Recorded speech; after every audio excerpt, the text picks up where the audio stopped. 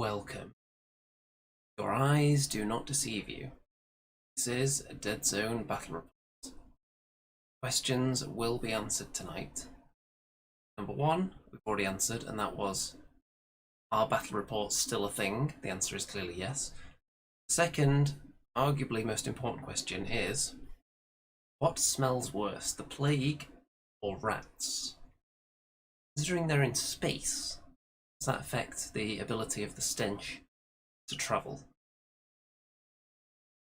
We may not actually answer that one tonight, that could be a bit too deep, but we do have a battle report. So let's get rid of this thumbnail. And you can see this beautiful professional layout we've got going on here. And a game of Deadzone was played. How, I hear you ask? Well, certain places are opening up a little bit now. This was played at Reaper Rooms, which is a little gaming area, very small venue attached to the Nottingham Reaper Miniatures warehouse. So there's a couple of pictures of just the room first of all. So they've got some lovely sofas. The tables are nice and spaced out for pandemic safety, and not many people in there. So sparse, but that's fine in these turbulent times. If you're watching this live, feel free to comment back. And there is the table. Hang on. Plague, of course. And set them up in the corner there. But if you just look at them on the table there, in fact, let's get Mr. Arrow, because I'm going to need to guide your eyeballs towards things on the screen. So here we go. Here's Mr. Arrow. So we've got a bit of a zombie pile over there, and some zombies here as well, I think. So I always bring more zombies than necessary because, as I have my army list right here, I can tell you exactly what's in it. Stage 3A General, who can create additional zombies with the splat. So I always like to bring a ton more than I'll actually ever need in a game, just in case. You never know. Might get nothing but splats and just kill things endlessly throughout the game. So when something dies, you can turn it into a zombie, which is handy. And that's the only reason I really use the General. It's a cheap leader. Turn people into zombies, why not? And I use the other big gribbly things to actually do fighting. So 3 zombies are actually in the list though. And there are 4 hellhounds as well. There are 2 plague swarms, which you can see there with the tentacles poking out of them, and a couple of plague teratons, 2 specialists with HMGs, one of which has ammo, and a weapon team with a mortar there. And there's the leader. There you go. So I've got a lot of beasts in this list, so depending what scenario comes up, that could be bad. I'll go through the Veer-Myn list that I'm facing when we get to a picture of them in a moment, but I can actually tell you what the scenario is right now, because I've got the page open so I can even describe it to you in a very professional manner. The mission is stop the signal. And if you've got a list full of beasts, maybe not ideal, because the whole idea behind this scenario is that there are 4 squares, 4 cubes in the center of the table, and if you stand there, you can use a long action to send off a broadcast or receive a transmission or whatever it is that it says here. Get the idea though. However, beasts can't do that because they don't know what to do with technology. They're just beastly, unreliable, and it ain't gonna happen. Vehicles can't do it either, for that matter. But the only things I've got in my list that are not beasts are my leader, the mortar, the HMGs, who obviously do not want to go into the centre of the battlefield because they just get killed, and the mortar won't be able to shoot if it's that. And the 2 teratons are not beasts, so it seems like it's going to be down to those 2 to do most of the broadcasting. So that's a plus point for the teratons. They are size 3, so there are certain cubes they can't fit on because the floor's not big enough for them. So I'm glad I brought the teratons instead of an aberration, otherwise I would have been really stuck for this scenario. And anything else notable about this scenario? You can't score victory points for killing or in any of the usual ways. The only thing you can do to score points is to take a long action with a model that's already standing in one of these central cubes, one of those 4 in the middle. So you have to really start the turn there unless you have a move dice to move onto it, or you have some other way of moving without using an action. And then you have to use your long action. You can't do anything else that turn as well. So if you put yourself in harm's way early on, try and get those victory points, you may just get killed, but if you leave it too late, you're losing your chance to get the victory points. So, a bit of a dicey one. Let's have a look at my setup then. So I've got the Teratons as close to the enemy as possible, right on the edge of my setup zone, which is 4 cubes either way here. Mortar right in the corner hiding, leader hiding, obviously, and everyone else is just wherever they can fit, basically, close to the enemy as possible for the most part, and also staying out of shooting. See a plague swarm hiding under there. And the central cubes that can be occupied and transmitted from are these 4 here. So there's one that the Teratons cannot fit on, which is a half cube there. The other 3 are all Teraton ready though, all at least size 3, 4. So nice. And surely I've got some pictures of my opponent there. Well, the mortar actually shoots immediately, but I'll show you what my opponent's got as well. So let's go through. I've got their list on a second monitor in a very professional setup here. Hello to Major Threat and Colour Out of Space. Good evening to you. So my opponent has a Progenitor as the leader who is hiding down there somewhere underneath this bit of terrain here, presumably staying out of sight of the mortar. Then there are 3 crawlers and 4 stalkers in fact, and they're just your regular kind of Veer-Myn foot troops. So there's a few of those around the place. Some of them have been knocked over by the mortar already. You can see one of them's actually been killed and turned into a zombie by the mortar immediately. So that's nice, because I won the recon test and I was able to not only go first, but I was able to move 3 of my models a cube, get them closer to the enemy, including this Teraton down there. So interesting with the plague, I'm used to being able to just immediately attack things in the first turn because of murder birds. However, murder birds do not have scout anymore. So they've essentially taken the murder out of the birds and now they're just birds. Just plain old boys. They're not going to be doing a lot of murdering without scout. They're probably still alright actually.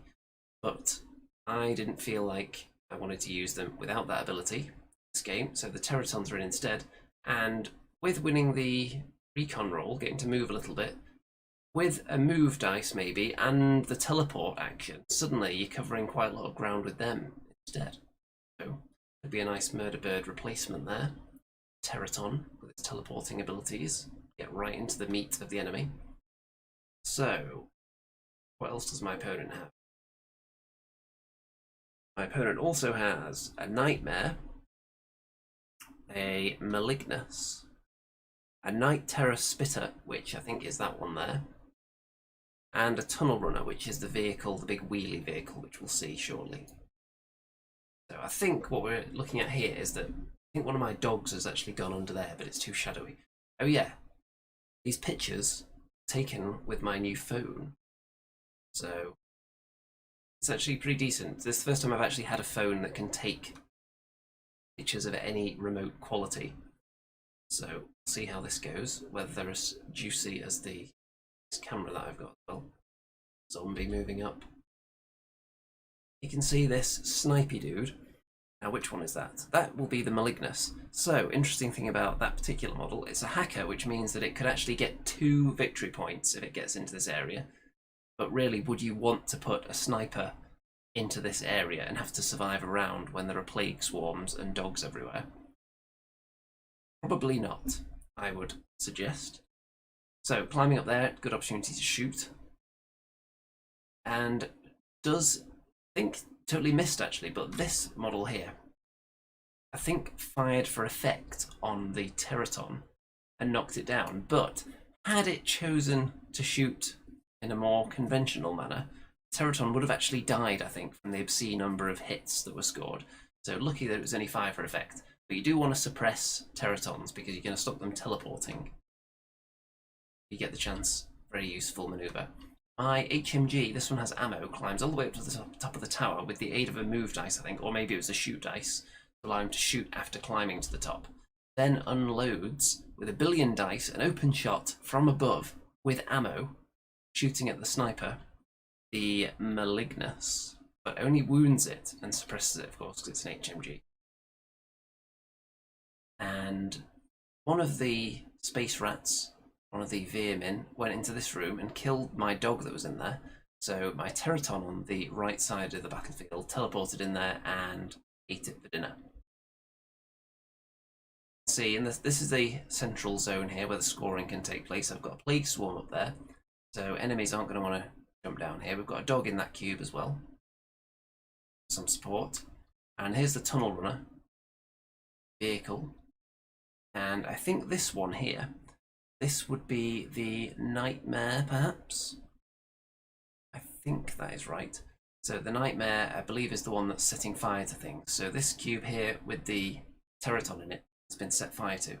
So setting fire to a cube with a Teraton, potentially a good idea, because when it takes the old test, when it activates to see if it's busy being engulfed in flames, then there's a chance that you're going to prevent it from being able to do much that turn. So stopping it teleporting around, so potentially good idea there. Unlikely to kill it, but if you can flame a cube with a load of dogs or zombies in, you've got a decent chance of actually killing those with the but that cube is on fire now. And in the middle, the zombies are working their way up. I've got so many models in this force, and I've already resurrected one enemy as a zombie as well. So, a lot to work. The Nightmare is headed up onto this building here. Look, opponent hands. You can see a good bit of veinage action there. Nice orange watch. I approve. Orange dice as well. We were both using orange D8s for this. So there's no dice colour based advantage here. And there is smoke that's been unleashed. A smoke grenade landed in this area, which is going to, I think it's scattered a bit from a smoke grenade launcher of some description. I'm trying to look on the list to see who's got that. It's the, I think it's actually the leader, the progenitor, with indirect smoke attack. So dropped some smoke here, and that's going to possibly hinder my HMG shooting abilities. And you can see how the battlefield is looking there. So I've got some juicy stuff in the centre. Nothing that can actually score yet. Got zombies, dogs around the place. My Teratons, I've got one down there, the other one is inside this building. So they're both poised to strike at the start of the next round.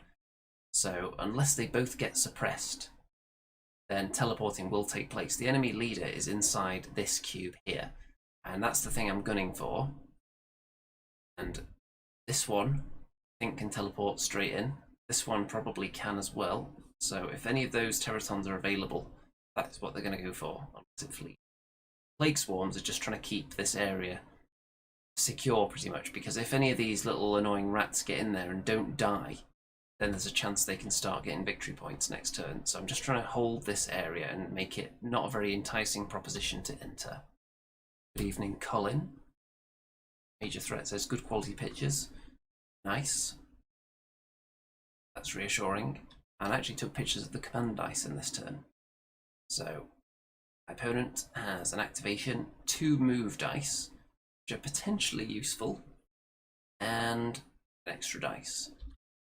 I've got a move, a shoot, a fight, and an extra dice.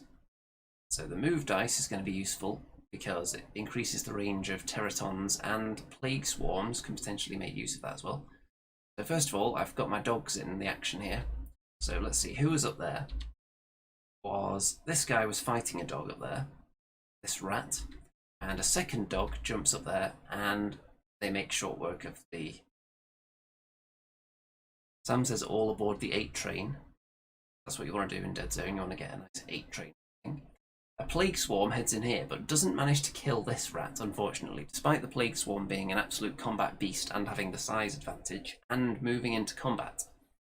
But just rolls terribly. And then a second one comes in. I'm not sure whether it's a Stalker or a Crawler. Either way, they're not that great.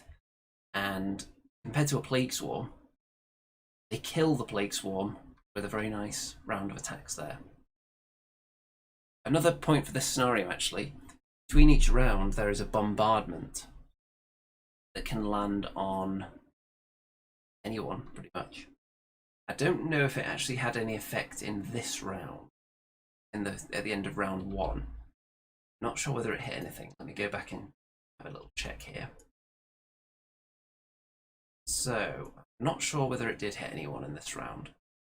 I feel like it missed, but there may be some action for that bombardment rule later. So, Plague Swarm dead, that's unfortunate. And this rat has moved in to fight the dogs, feeling very confident. That one's wounded, represented by this nice little orange crystal, which is what I use to mark wounds. And so I've got my Teraton up here, because this thing, this, I believe, is the Nightmare. Is it the Nightmare? Yeah, it must be the Nightmare, because I think this is the Terror, the Night Terror here. So I assume I've not got them the wrong way around. So the Nightmare has jumped up onto this area, and it's not a beast. So that thing, if it was there uncontested at the end of the round, I'm not going to shoot it down. So it would then, at the start of the next round, be able to get a victory point. So the Teraton has jumped in there, thinking it may end up being a bit of a pillow fight, because they're both very tough, difficult to wound, but you've got to deny the enemy the chance to score by getting in there. The other Teraton is going to be the one that's going after the enemy leader, should I get the chance. And in fact, that's what happens next. So Teraton teleports straight in and punches the enemy leader's head off. The progenitor is no more. Smashed into the wall. Toast. That's going to be fewer command dice for my opponent now. And you can see most of them are getting into the meat of it, but with one of those move dice, the tunnel runner is actually pretty fast. Its speed is 2-4, which I should have looked at before the game to realise how ridiculously quick this was. With a move dice as well, that's almost the entire battlefield traversed in one go. And goes straight for my leader, who's hiding in this cube, but somehow does not kill the leader, which is quite comical.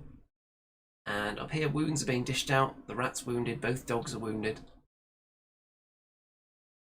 And in the centre, I've moved one of my HMG dudes onto this cube, thinking that, well, my opponent's going to have to do something about that, or just let me get a victory point at the start of the next round, because I'm running a bit low on models, so it's not entirely as one-sided regarding who's going to be going first in each round now. I have the advantage of going first in round 1. Obviously, no one's in a position to score points in round 1. Going first is quite important if you can get into one of these cubes at the end of the round uncontested.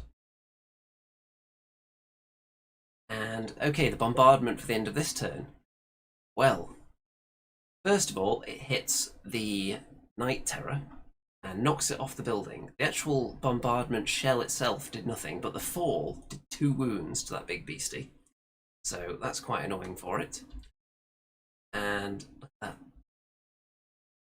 In addition, it blew this guy off the roof as well, and it landed directly on the Teraton, immediately starting a fight, which was fruitless. Nothing happened. No damage done to anyone. So the bombardment did some serious annoyance there, the Veer-Myn. So the tunnel runner backs away from my leader to get an open shot at it with its gun, but doesn't kill it. My leader should be dead twice, I would say, at this point. You can see that the rat folk have done a good job clearing out the dogs up there now. So those two, if they stay alive, they'll be primed to jump down and start looking to get objective scoring. I don't think we've scored any yet, but I have teleported this Teraton out of that combat up into this area that it can score next turn if no one's contesting it. And my opponent has, because actually, so yes, what happened was I fought with my Teraton here and punched this guy off the roof, which then freed him up to move into this cube, which the Teratons can't enter because it's only a half cube. So yeah, it's not always good to knock the enemy back out of the cube that you're sharing with them. Morty the Mortar, what does it do this time? Well, it blows up some rats. One of them is dead, turns into a zombie. I think both of them are killed by the mortar actually, but I only had one splat, so I could only turn one of them into a zombie. So when you turn the enemy into zombies, you can't immediately then act with the zombies. They're considered activated for that turn. So next turn, the zombie will be able to get up and join in. There's a shortage of targets for zombies, though. Teraton is chilling out quite nicely here. At the start of the next round, gets a victory point. Calls in the transmission because this area is not contested. So nice victory point for me there. And then the tunnel runner does kill the leader this time, and then also goes into combat with the mortar, but doesn't kill it. And next, the Night Terror jumps back up here. And the Nightmare calls in a transmission, gets a victory point for the Veer-Myn, so equalising that. So these two, standing next to each other, they're probably not going to fight again because they're in pretty useful positions. They can just stand there, use long actions to get victory points. Another one ends up being called in the next round by the Teraton. And the other Teraton teleports onto the wounded Night Terror. It's zooming past a bit now because we're just running out of models. It's just been a bit of a massacre. With blowing up the rats with the mortar, suddenly we're very short on troops. My dogs and zombies have been mowed down left and right. So this is a bit of a fruitless combat for now. And this guy, of course, gets a victory point. So equal again. And the Night Terror attempts to break out of combat with the Teraton, I think, and ends up getting killed and turned into a zombie just to add insult to injury. Not that it makes a difference at this point, because kill points mean nothing in this scenario. Tunnel Runner finishes off the mortar, and with its final motion of any kind, it just moves here. So that's the end of the game. So it ends in a draw. We did actually get a fifth turn, even though that's a 50-50 chance, but it was a draw at both stages anyway. And really, clearly my opponent's army was more geared towards this scenario with way less beasts than I had. But none of those non-beast models would have survived 2 minutes sitting on any of the transmission spots because of all the big horrible gribblies I had. Swarmed by dogs and plague swarms is exactly what would have happened if they'd tried to occupy these cubes earlier to get the victory points, and the fact they had to stand off meant that they were prime targets for the mortar. So,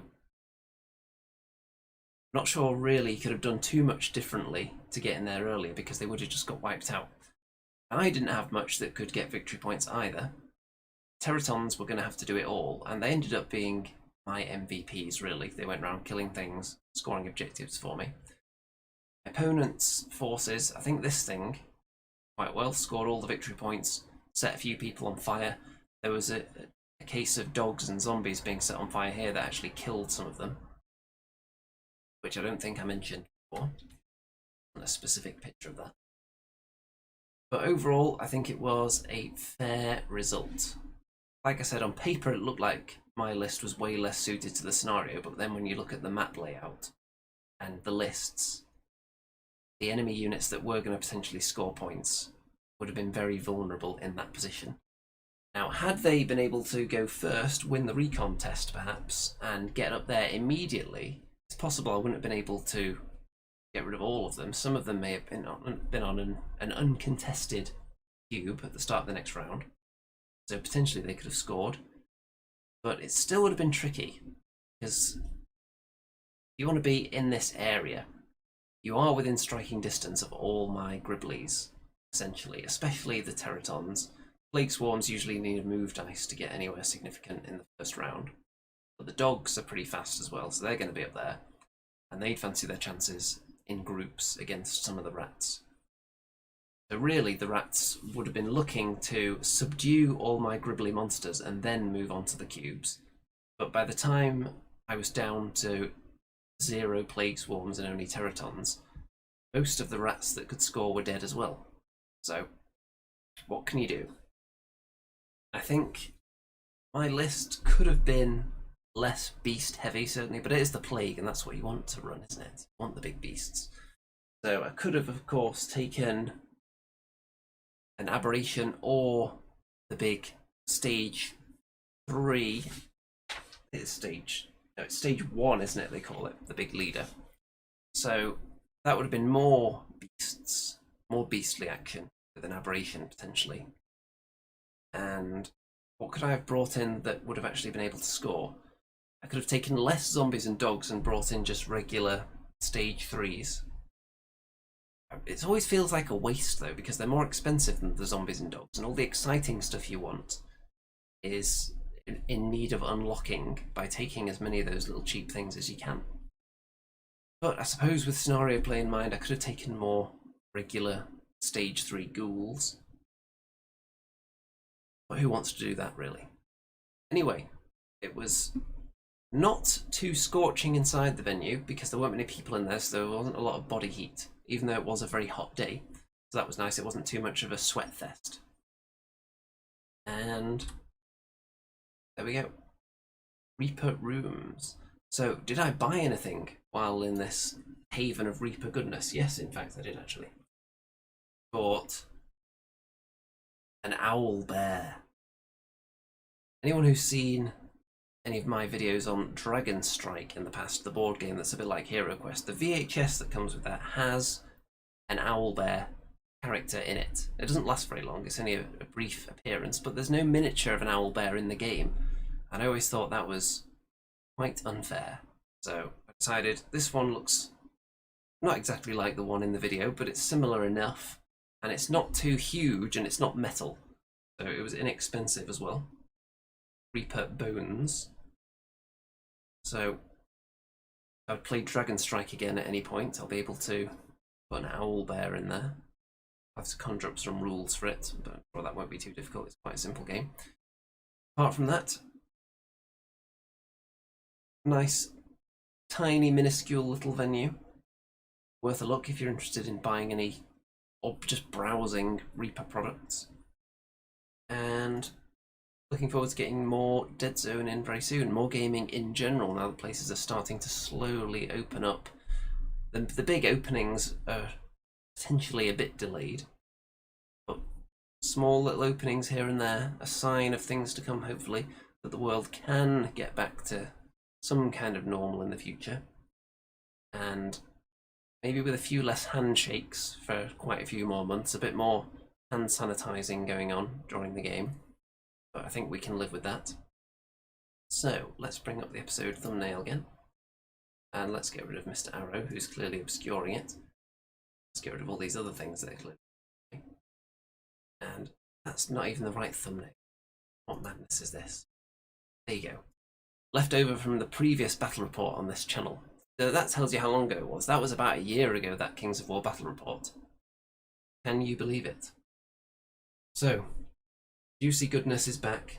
Battle reports are back. They're back on the menu. Sink your fangs in. And don't forget, subscribe.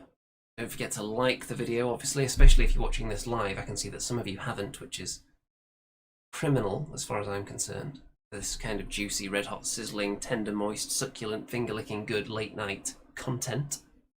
The likes are rolling in now, that's nice. Don't forget to join my Facebook group. Don't forget to join if you join the Andy and Rem Show Discord server, there are sections in there to talk about all different kinds of games, not just fantasy gaming. And if you want to financially support this channel as well, you can check out the Patreon, or there's probably a PayPal link as well if you want to throw all your life savings at me, so that I can continue to provide top-notch content now that gaming's back on the menu. And what's next? Well, I want to play Kings of War again soon, of course, because I have actually signed up for tournaments later in the year, so I'll need to play that. There'll be, of course, more Deadzone.